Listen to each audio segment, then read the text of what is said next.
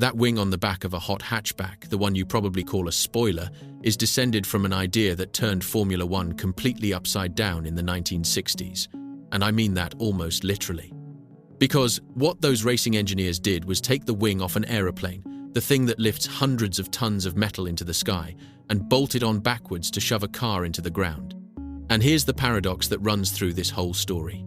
The force that glues a race car to the track and the force that rips an aeroplane off the runway are the exact same piece of physics, just with the sign flipped. Which means that if you get it even slightly wrong, the thing meant to hold your car down does the opposite. It flies. In 1999 at Le Mans, a Mercedes race car proved that in the most terrifying way imaginable 3 times in one weekend. So, 3 questions for the next few minutes. 1. How does turning a wing upside down let a car corner in a way that should be impossible? 2. How could a racing car, in theory, drive along the ceiling of a tunnel without falling off? And 3. If downforce pins a car down, how did that same physics throw a Mercedes into the trees at nearly 200 miles an hour? Stick around, because the answer runs from a rocket-powered car in 1928 through a machine with a giant fan bolted to its back to the little wing on your own boot lid. Let's start with a problem that only shows up when you go fast. At low speed, a car grips the road through its tires and its weight, and that's that. But as it speeds up, the air stops being empty, nothing, and starts being a force. And a car body, cutting through that air, tends to behave like a clumsy, accidental wing. The air can actually start to lift it, just a little, taking weight off the tires. Less weight on the tires means less grip. Go fast enough, and the car begins to feel light, floaty, ready to let go. So, how do you fight that? To answer, we have to understand how a wing works in the first place, and I'll keep this honest and simple. An aeroplane wing is a shape designed so that air traveling over one side moves faster than the air on the other. And here's the rule that matters. Faster moving air has lower pressure. On a plane, the wing is shaped so the fast, low-pressure air is on top, high pressure underneath, low pressure above, and the wing gets sucked and pushed upwards. Lift, the plane climbs. Now, and this is the whole idea, flip that wing over, turn it upside down. Suddenly, the fast, low-pressure air is on the bottom, and the wing gets sucked downwards, hard, towards the road. That's not lift anymore, that's downforce. The very same wing, the very same physics, pointed the other way, pressing the car into the tarmac instead of hauling it into the sky. And the payoff is enormous. Press the car down, and the tires grip harder, which means you can corner far, far faster, without adding a single horsepower.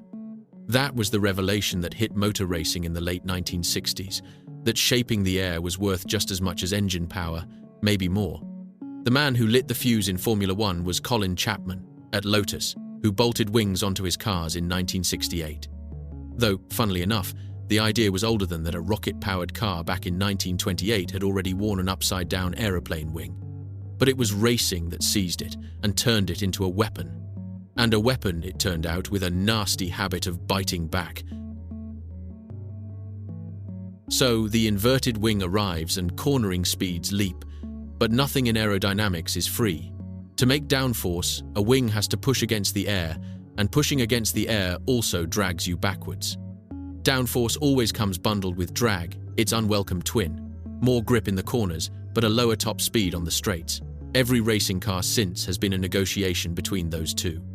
Still, the grip was so worth having that teams chased more and more of it.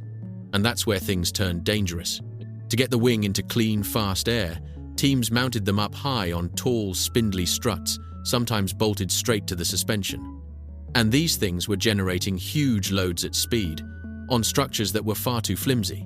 So they did what flimsy things do under load. They snapped. Wings collapsed at full speed, pitching cars into crashes. It got bad enough that, in 1969, the authorities stepped in and banned those tall, wobbly wings, forcing them lower and bolting them firmly to the car's body instead. But that just set clever engineers thinking. If a little wing bolted on top is fragile and limited, why not turn the whole car into a wing? This is the big one. Instead of relying on a wing stuck out in the airflow, engineers shaped the underside of the car like an upside-down wing with tunnels that squeeze and speed up the air flowing beneath it. Fast air underneath means low pressure underneath, which means the whole car gets sucked down onto the track. They sealed the sides with skirts to trap that low pressure, and the effect was massive. This is called ground effect, and Lotus unleashed it in the late 1970s. And the numbers here get genuinely absurd. A modern Formula One car generates more downforce than the car actually weighs. Let that sink in.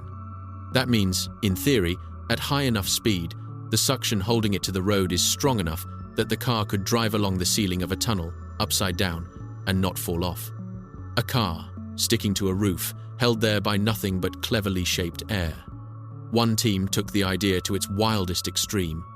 In 1978, Brabham, with a young engineer named Gordon Murray, bolted an enormous fan to the back of the car to physically suck the air out from underneath it, like a vacuum cleaner glued to the track. It won its very first race by a mile and was promptly banned. Remember Gordon Murray and that fan.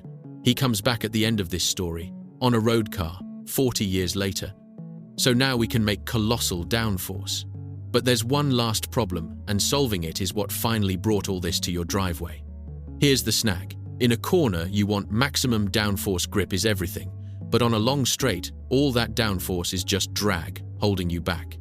A fixed wing can only ever be a compromise between the two. The solution is to make the wing move. In Formula One, a system called DRS flattens the rear wing on the straights to cut drag and boost top speed, then snaps it back for the corners. And that same idea, active aerodynamics, is exactly what jumped across to the fastest road cars. A Bugatti Veyron's rear wing rears up under heavy braking to act as an air brake, throwing hundreds of kilograms of downforce onto the back wheels to help haul it down from silly speeds. The McLaren P1 flicks its wing and front flaps electronically, corner by corner. So the wing that started as a fragile strut on a 1960s racing car became a smart, moving, computer-controlled device on cars you can, if you're very rich, actually buy. But downforce, remember, has an evil twin, and now it's time to meet what happens when it wins. Le Mans 1999, Mercedes arrives with a beautiful, low, sleek prototype called the CLR, expected to win. It has a flaw nobody has fully understood, and it's all about that razor's edge between downforce and lift. Here's what went wrong. The car had a long front overhang and was very sensitive to its angle. When it crested a hill or ran in the turbulent air behind another car, its nose would tip up just slightly, and in that instant, the air that was supposed to be pressing the front down instead got under it. Downforce flipped into lift, the nose rose, which let in more air, which made more lift, which raised the nose further, a runaway loop in a fraction of a second. The result was horrifying. The car of Mark Webber took off and backflipped in qualifying. They rebuilt it. The next morning in the warm-up, it took off and flipped again.